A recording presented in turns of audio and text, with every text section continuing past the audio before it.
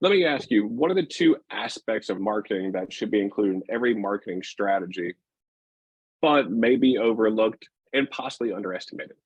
Yeah, so that's a really good question. One of the things that is so often overlooked is client events and client entertainment and employee events and employee incentives. And, people either don't want to spend the money or don't want to take the time or think that people won't come. But entertainment, client entertainment, especially now, right, post-COVID, like everyone is ready to get out. Like people will go to so many events every week just because we were all stuck inside for so long, and we never want that to happen again. And so it's a really great time, and you have a captive audience. So that's the first one, and then the second one that I would say is having a digital presence. Yes, there's those companies that are products and they recognize the digital importance, but you have these service industries and even I'll hear attorneys or accountants, sorry, not calling anyone out, but I'm just saying, people are like, oh, no one's gonna come to me because they saw my LinkedIn post. But you're so wrong. It's so important. Digital presence is it's about, your who you are and your brand recognition. And, when people search you, because they will, you might think that they're not going to, but you're kidding yourself, because they're going to. Everybody searches everything. How do you find phone numbers? How do you find information? How do you find websites? You don't you just Google it. That's how you come up, and your digital presence is a part of that. But I cringe when people, try to develop a marketing strategy and leave one of those two things out. It's just, they need to be there. I need to tell you, I can't tell you how passionate I am about those two things. Could you go a little more in depth to your digital presence? And Yeah. I think for me, one of the things, I have a 20-year-old, and the first thing he does is like, but do they have a website, Dad? Like, he doesn't do anything. He immediately goes online and goes to the website. Mhm. So could you maybe give us a little more information about what do you mean digital presence? Yeah, and that's a great question. And that's actually a great example that you said your 20-year-old, right? Because everybody consumes their media differently, and everybody consumes their information differently. And so you have to hit people at all of the spots. And so a 20-year-old and what they're going to look for, they might be very website focused. But then, you get into the other ages and the other demographics, and we're talking about social media, or we're talking about, and 20-year-olds are very social media focused too. They don't always think about it. Right. But that's like, they get so much of their information from there. I mean, look at TikTok. It's taking off, and people are like, where did you get that recommendation? Or how did you get that recipe? Or where did you learn that? And it's all TikTok. So, I mean, they don't even think about that. It's just natural. It's just second nature for them. But digital presence, meaning website, meaning social media, and it's all platforms, LinkedIn, TikTok, Instagram, Facebook, so many of them that I'm even missing. And then Google profiles. So Google profile optimization is often very, very overlooked. And that's kind of, your first impression when you go to, you search somebody. And then if their Google profile is up to date, it just looks so much more polished and professional. And that's what it's about. And so even, to those attorneys or accountants that say, well, no one's going to hire me from a LinkedIn post. Okay, but you're looking to hire students, right? Like, I have so many clients who are like, well, we're going to this job fair and this job fair. And I'm like, well, how do you think students are looking for you? Like, they're paying attention to your social media presence. They're paying attention to your website.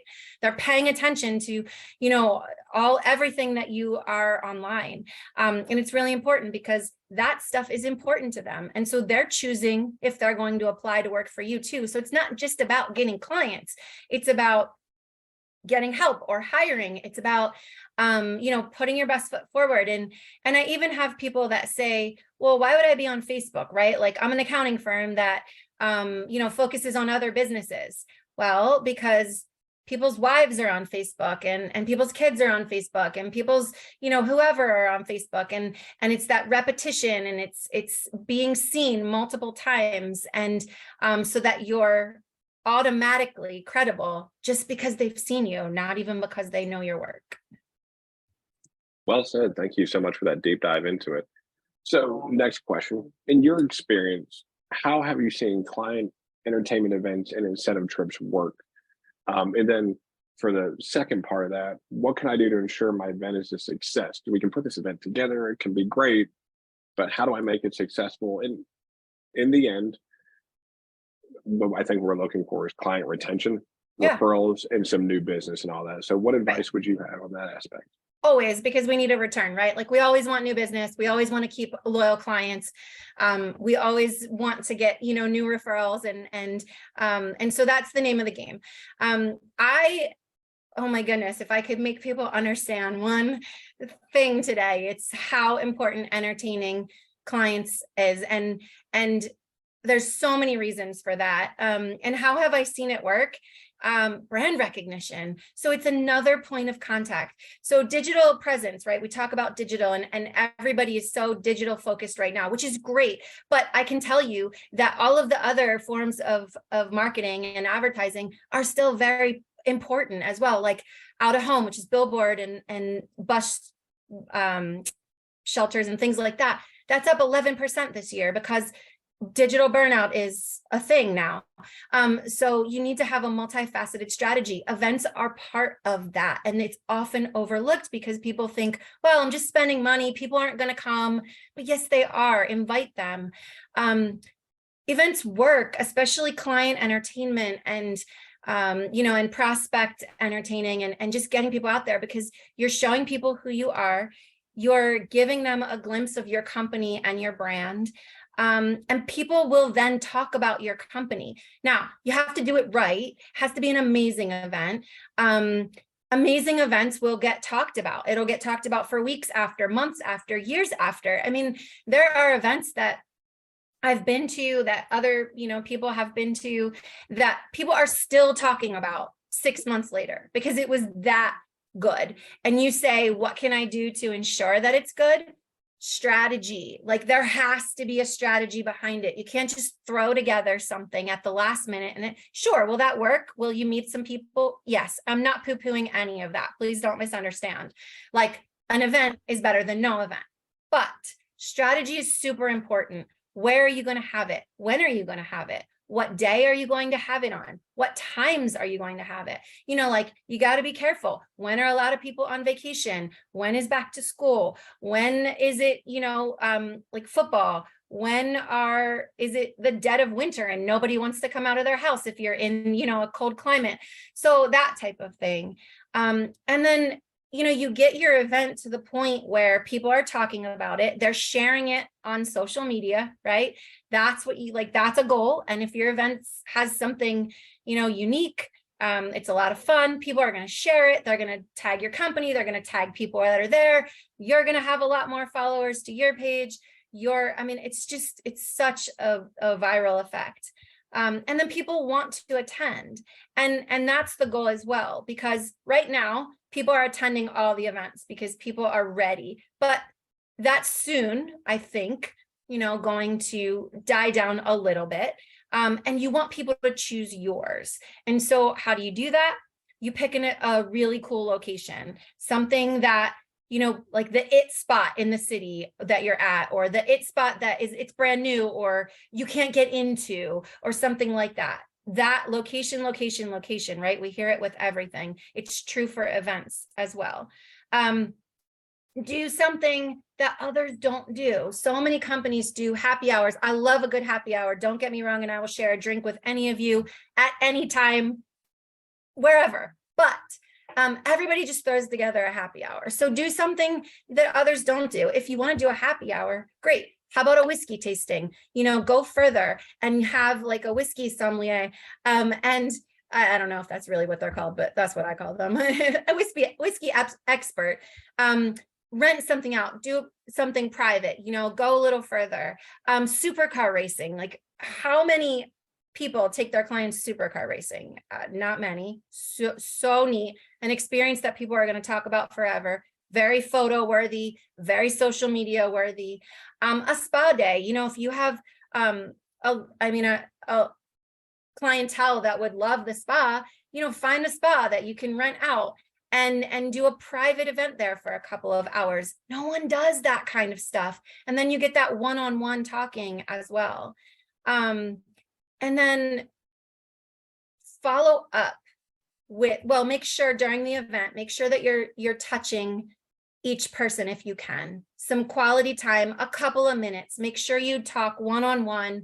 That's how you get some value out of it. And then follow up with a handwritten note. I know it takes time. I know, but we don't do that anymore. Nobody does that kind of stuff. And so follow up, and it's just another touch point. So it's all of these touch points.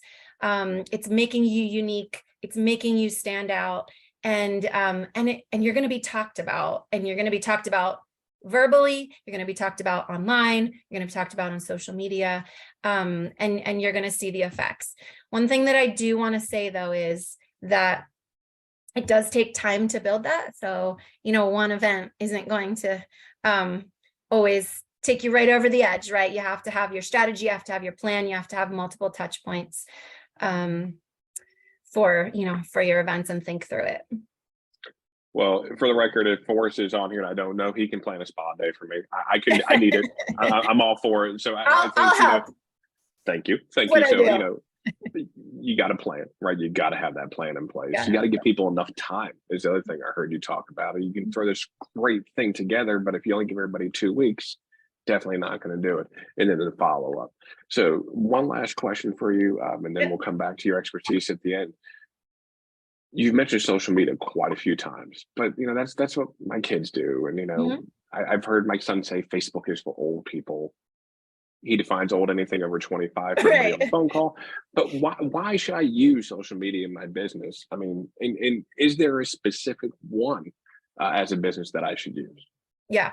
So social media is it's so important. It's where everybody is right now. And we just have to embrace it. And listen, even, me as the marketer for my business, I kind of pushed back on social media for a time way back when, because I was like, no, I don't want to flaunt myself. I don't want to put myself out there. I don't want pictures of me on there, on and on and on, all of the things. Okay. So I told my clients to do everything different, but I was like, oh, I can't have my face out there. Because, we might feel like we're braggy, or, we don't need everybody to be in our business or whatever. But man, that's the wrong way to look at it, because when you are out there on social media, it is another touch point. And I talk about touch points so much, and we have to have so many touch points so often. Repetition, being seen over and over and over again. People they'll be thinking about what you do, or using your services, or your company, and then they'll forget, because we're human and we have a million things going on, and our brains are overloaded every single day. And then they'll see another post, and they're like, oh crap, I wanted to reach out to her, right? And then they'll forget, and then how it goes. And so you touch them often enough, and they're going to reach out. That's part of it. Another part is, it makes you look, it gives you credibility. It shows what you're up to.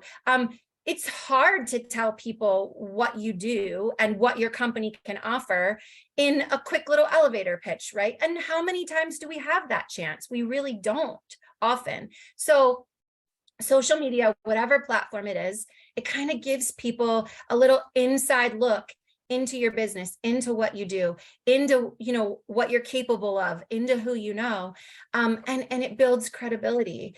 And then it just, it's a resource for people. And if they find that you're a resource and you're putting out some productive information, they're using it, they're finding it helpful, then they're going to lean on you for more, and maybe eventually, come to you for business. As far as which ones, that really depends on your business. It depends on your target. It depends on your strategy. Because yes, LinkedIn is for old people. Okay, well, yes, that is said. That's what the young people say. And it's true, right? Facebook has a different target and a different demographic than LinkedIn, than Instagram, than TikTok. We need to be on as many as are needed for our demographics and for who we're trying to reach. And so that really does come with someone who can walk you through your strategy, walk you through your target market, and looking at what are the best platforms, and what are the best platforms for me, and who do I want to reach? And if you're just starting out, you don't have to be on all of them at once. It's much better to do a kick-ass job on one platform than not do well on 5 platforms, right? So you can start out small, or go for them all at once, but just really important to be out there, to be seen. Repetition, repetition, repetition. That's the name of the game. That is awesome. It sounds like marketing and training have something, same thing, repetition, repetition, repetition. So I truly, and one of the things that's sticking out is it depends, everybody's favorite thing ish, is, I know we have Todd, who is one of our great architects that we have here, Highrise. As an architect, this visual social media might be better for him and his route than, let's say, somebody else who's not as visually based. So that is fantastic. Erin, we're going to have some hard questions for you here later. I appreciate your expertise. Rhonda, it's like she set you up so perfect, because we heard I Erin did. You're say welcome. LinkedIn like 3 times, and they didn't even practice this. So Rhonda, thank you for being our LinkedIn expert. So I'm just going to jump into it, ask you some great hard questions. And I think this is the question when you and I spoke like the first time. It was one of the first questions I asked. So can you tell us how somebody using LinkedIn can generate not just appointments, quality appointments, and to get those great prospects and referral partners? Yeah. So, can you hear me okay? Oh, good. It's interesting because I love what Erin said. She talked about posting, and she talked about being visible and how people are going to check you out. So how do you get appointments? Well, one of the easiest ways to do it, believe it or not, and this is after your profile is optimized. Okay, so you have to make sure you're not in the LinkedIn Witness Protection Program, because if somebody looks at your profile and they don't know who you are or what you do, it really doesn't matter. But one of the easiest things to do, believe it or not, is to start commenting, liking, and reposting other people's posts. I mean, think about this, Sean. There's over 900 million people on LinkedIn. Every second, 2 new people join, and less than 2% of all of those people are posting. So what if you went out and you started to like and comment and reshare some of those posts? Well, what happens from that is that all of a sudden they're going to pop over and look at your profile, and they're going to go, oh, wow, this is interesting. So Ken's a good example, right? He'll talk in a minute, but he puts out some pretty cool posts. You look at it, and then what happens is people start reaching out to you. And again, coming back to what Erin said, it's all about being consistent. So that's one way. And it's a byproduct, because if you are consistently interacting with other people's posts, and then the second part is you're posting yourself. And I like to say that when you're posting from your personal profile, not necessarily your business page, I think one of the mistakes that people make is they're constantly posting about their business. But you know what? People actually want to be motivated. They want to be inspired, and they want to smile. So what I like to do is basically post things that are motivational, inspirational. Maybe it's a short video, maybe it's just a static post, or maybe it's just something personal that you're writing, but always tie it in to what you do. And what happens when you start to do that, and you're very consistent about it, is you're going to start increasing the number of people that will like and comment and reshare your posts. Now you'll get the views, but the problem with the views are you don't know who's viewing it. It's like driving by a billboard on the freeway. You don't know who actually saw that billboard, right? I mean, there's no way that they can track that you went to In-N-Out because you were hungry and saw a billboard, 2 exits before. So what I do, and I have my clients doing, which is actually a really great way to keep your calendar full, is reach out to the people that took the time to actually like your post or comment on it. And if you're not connected to them, send them a connection request and say, hey, Sean, thanks so much for liking my post about second chances. I noticed that we're both in Highrise, or whatever it is that you have in common, and then ask for the connection. And then when they pop over to your profile, they see, oh, you're a real person, you're a professional, they connect. Then send them a message and say, hey, Sean, thank you so much for accepting my connection request. I'm one of those people that likes to get to know my connections, love to jump on a call, learn more about you. And I always use the magic words. Let's keep our call in the no sale zone. So you know I'm not going to sell you. And then I drop a link to my calendar. And bottom line is 70% of the time, people will book that call. And then it becomes a way to just grow your network. And then again, going back to Erin's brilliant words, practice the F word, follow up with these people and say, hey, I heard of an amazing networking organization. Have you heard of Highrise? You might want to check it out, or whatever it is that you do. But that's just one strategy that will keep your calendar full. And it creates lots of cool relationships. So all I can picture is the easy button when I ask this next question. I know we have to go through our trials and tribulations. That's what makes us better. But darn it, sometimes it's nice to have the easy button that they show on TV. So, Ms. Rhonda, I'm going to ask you for an easy button tip. So if there is an easy change, or is there an easy change that we can make somewhere on our LinkedIn profile that, in your opinion, would make a big difference? Yeah, there's a couple of them. So number one, get a banner. Okay. LinkedIn just gives you that plain blue-green, but that is prime real estate. So you can just go to Canva, canva.com. They have a template. It's free, and put a banner up. And if you don't know what to put up, put a background of your city that you live in, and then put your website and maybe a contact number or a website that you want people to go to. That's one easy fix. The other one is your headline. So if you don't put anything underneath your name, LinkedIn actually will put whatever you have as your experience for your first position. So if you have underneath your name, you are the founder and president of your company, all that's going to go under your name is founder and president. Well, with 900 million people, how many people do you think are founders and presidents? A lot of them. But what if you could actually put in that headline what it is that you do and the result that you deliver for your clients? And a way to do that basically is to say something like, I work with who you work with, and we'll show you how to. And if you can actually put the word guarantee in there, that's amazing.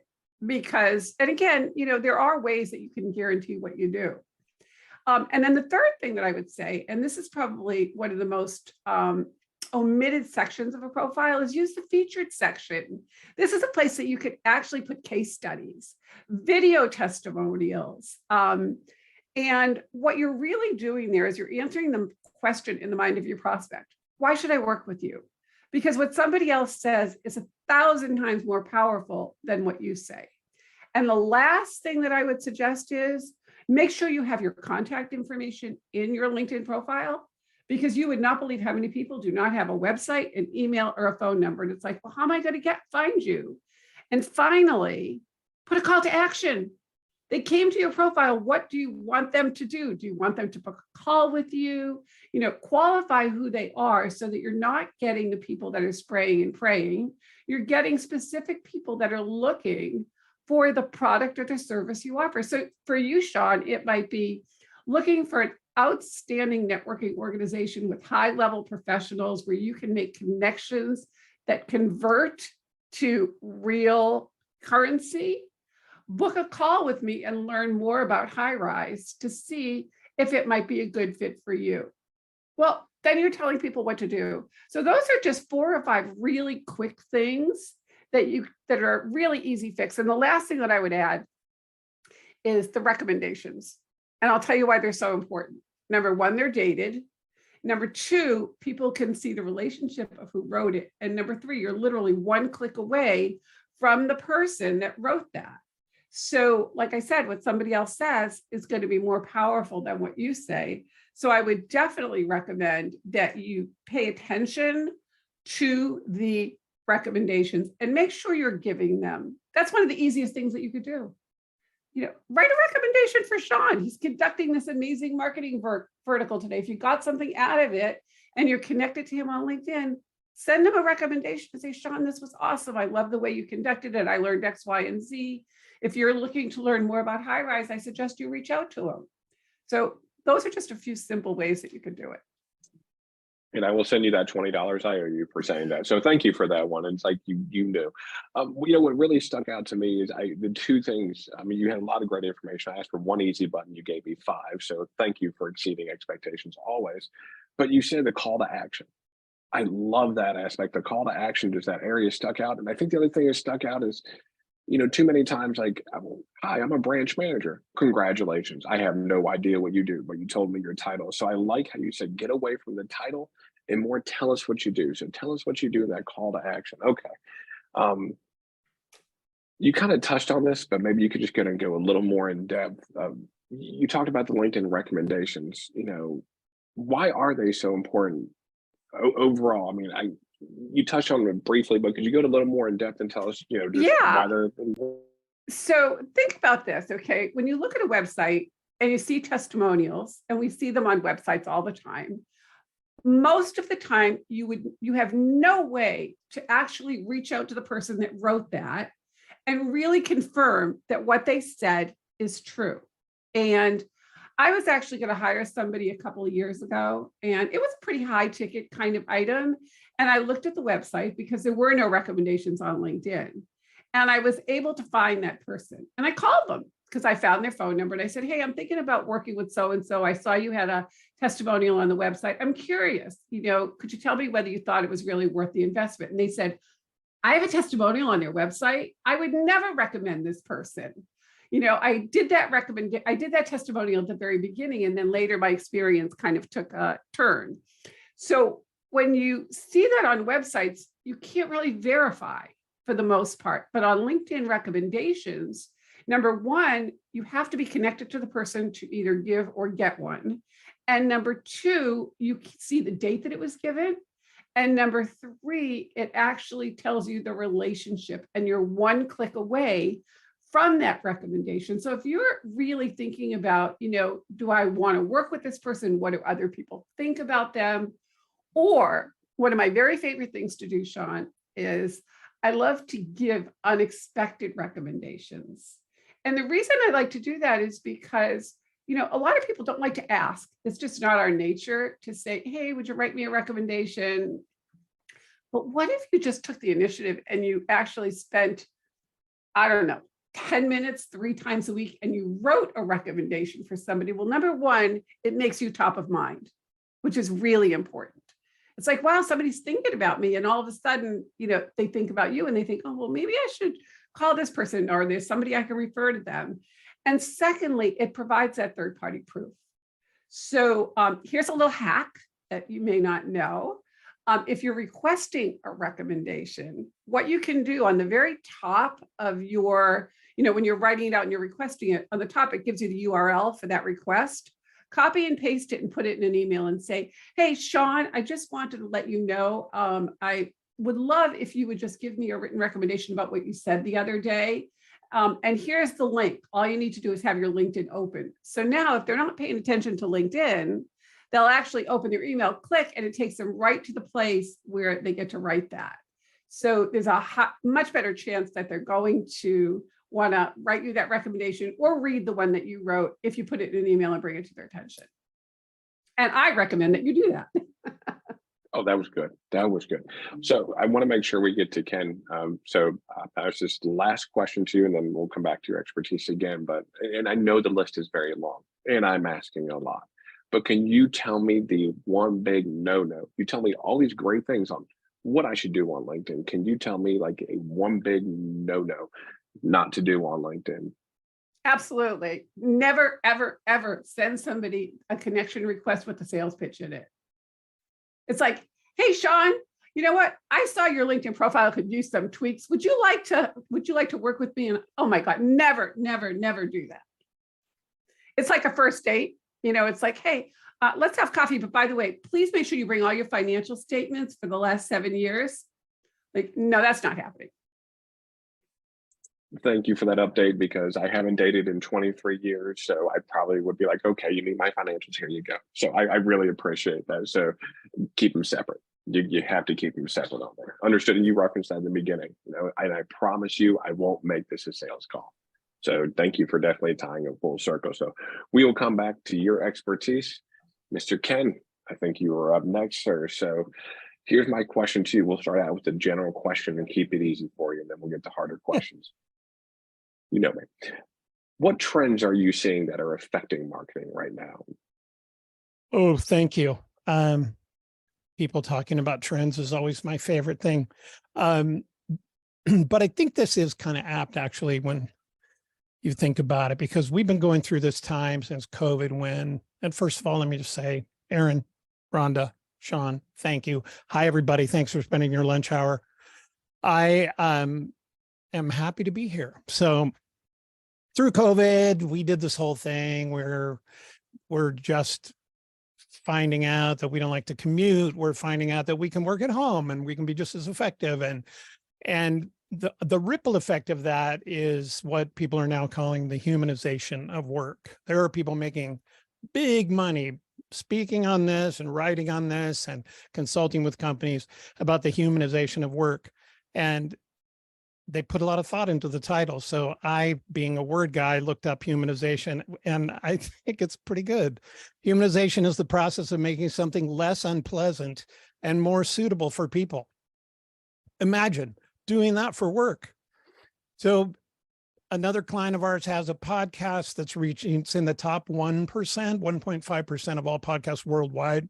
That's millions of podcasts. And he speaks on this same topic. We don't have anything to do with this podcast, but it's so popular, and you can see how popular the topic is everywhere. So it's all about respect, dignity. Workers want these things. So why does that matter to marketing?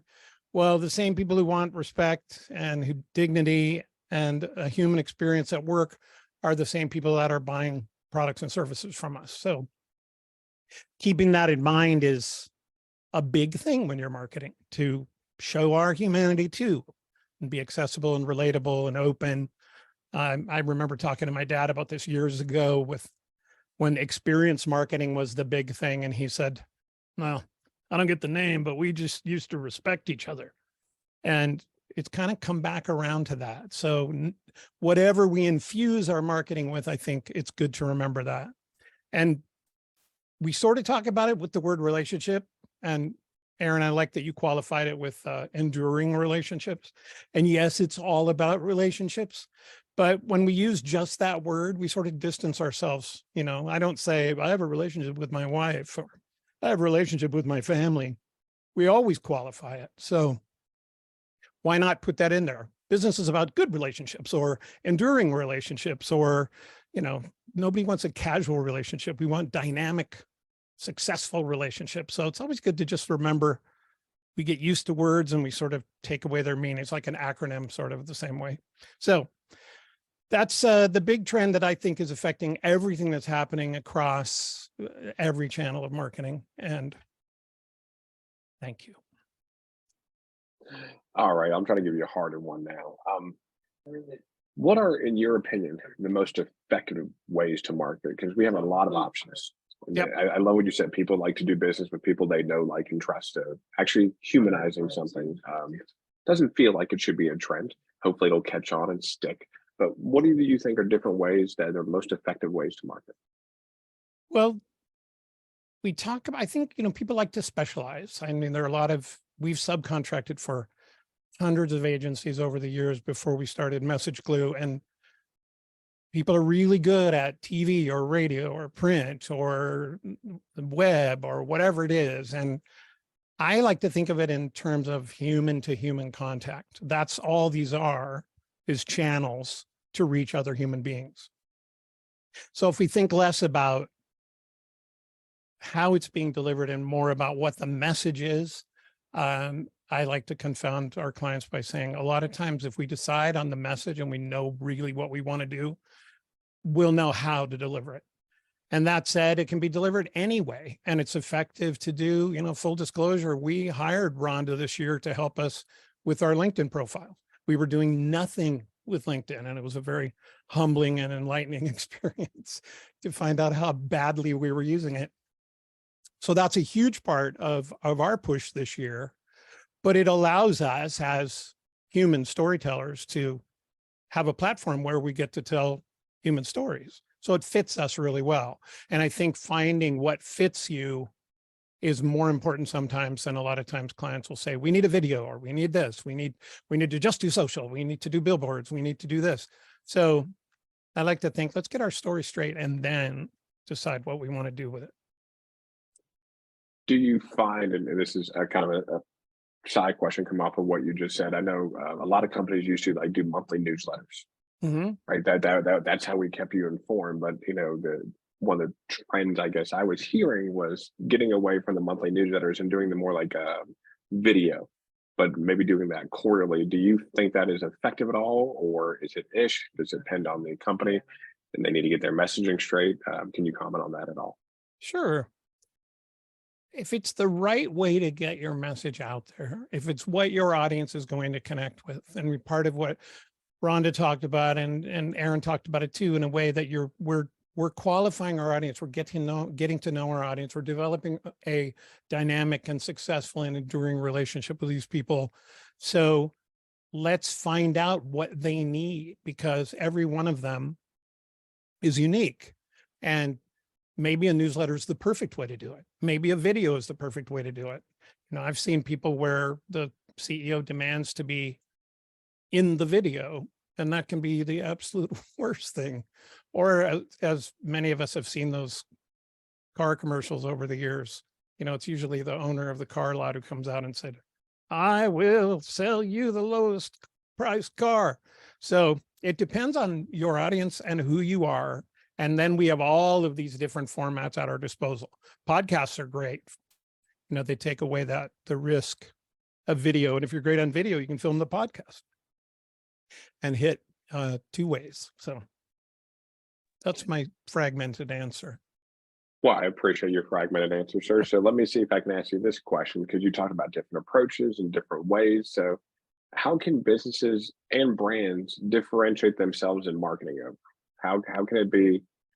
Should we all just use Chat GPT so we can all be alike? Absolutely. Yes, go Chat GPT Yes. for all marketing. Chat GPT has learned from all of the bad writing on the internet, so I would completely trust it to capture.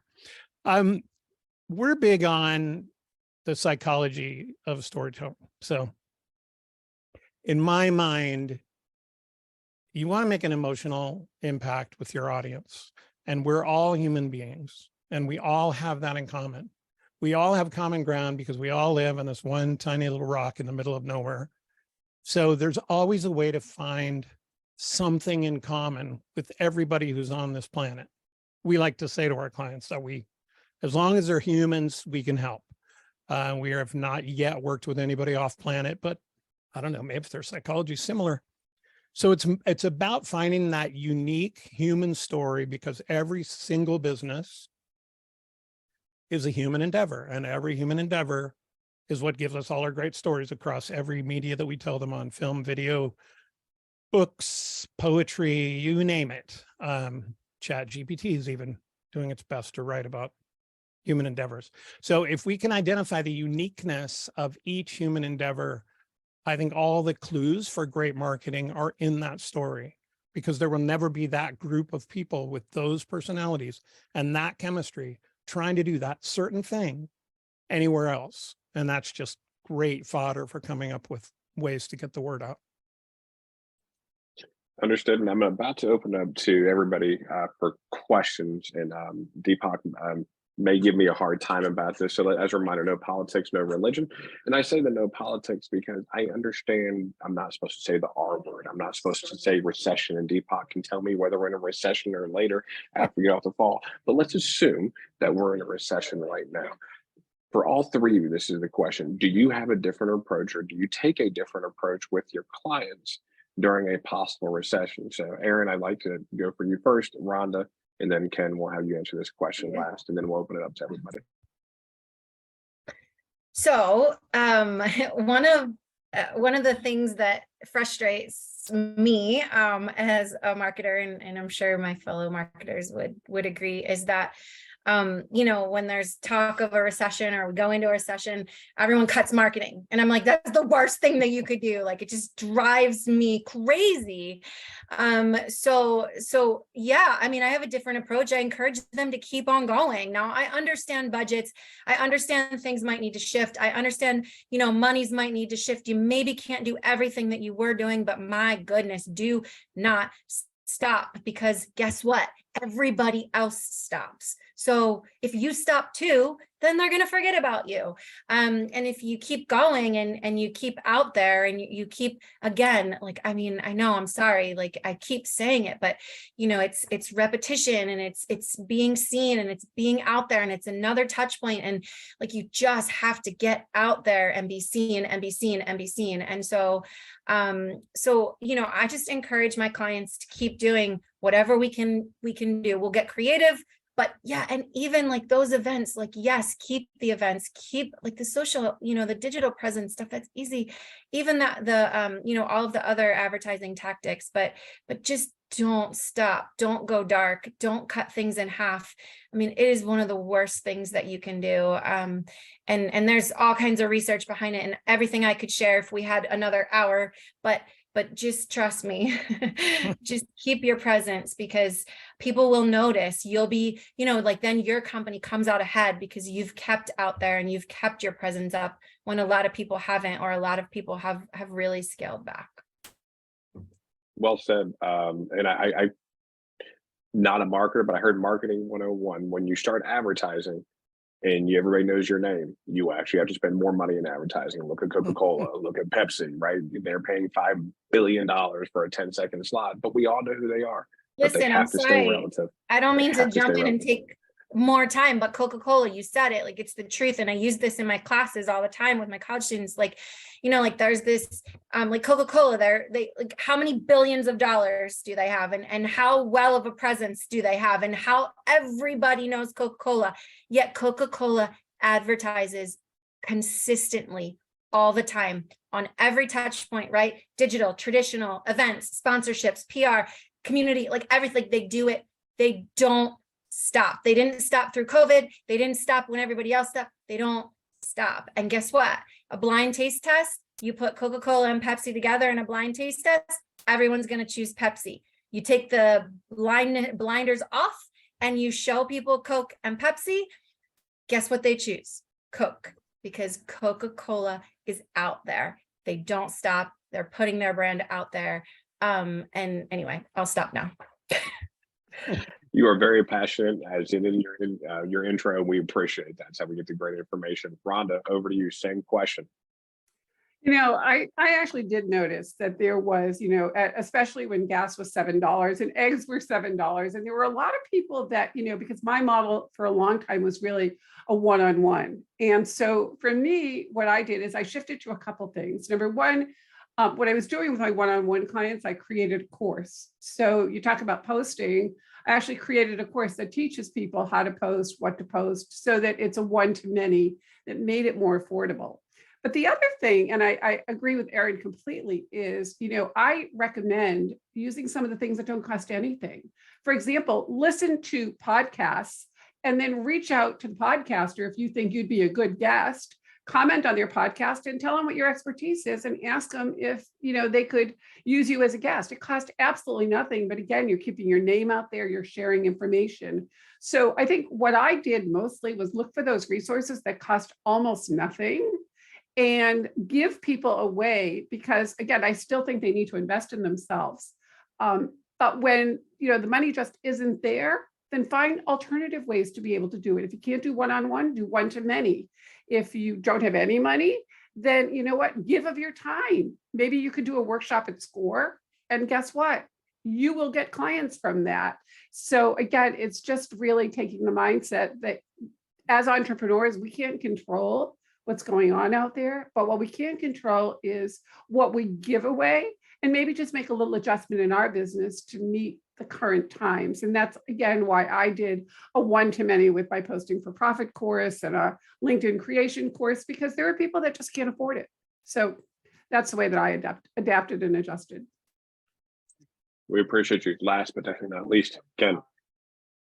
My answer is pretty quick. I use that to have a conversation because we tend to repeat economic news without really thinking too much about it. We certainly love the bad news. And a great economist years ago I heard speak said, just sort of disregard that and have a human conversation with somebody. Because I know from, I used to teach improv and I do come from a theater background. I know there are zillions of ideas. So if a client sits down and says, we can't do this, I know there are 999,999 other ideas we could do. So let's have a conversation about what it means to you and your particular company. Because some companies will ignore it. And some will say, we got to cut everything. And so let's have a conversation. Being human and having conversations. This Kind of the thing. This is fantastic. This is fantastic. It's coming up to the bottom of the hour. I think I said that right. If not, you all know what I meant. So I want to open it up to the group and say, what questions do you all have? At this point, if you could raise your hand if you would like to speak, and you don't have to put it in the chat. Does anybody have a question they would like to ask one of our panelists? Jennifer, that is awesome. I mean, right there, Jennifer. I was like, how do I raise my hand? You see me looking at the thing. I'm blind as a bat. Yeah. So this is for Rhonda. First of all three of you guys, excellent. I have a screen over here, so it looks like I'm not paying attention, but I'm taking notes over here while I'm listening to you guys. You guys were all really fantastic.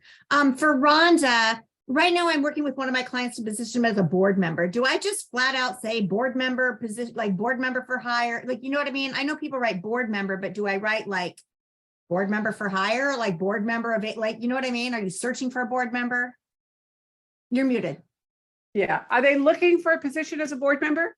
Yeah, he's retiring from his role. He just 10x the company. He's exiting and he's like 71. And he's like, now I just want to offer myself up as board member for everybody else.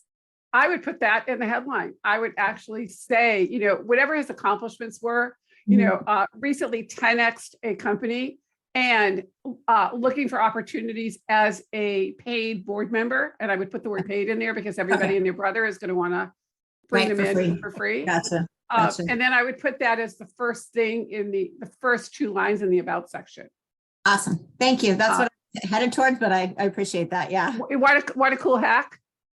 Yes. What a super cool hack. Absolutely. So where after your name, we have the pronouns he, she, her, he, him, them, they. If you want the pronouns, so cool, use the pronouns. But if you don't, drop down to custom, okay? And then what you put is board member for hire.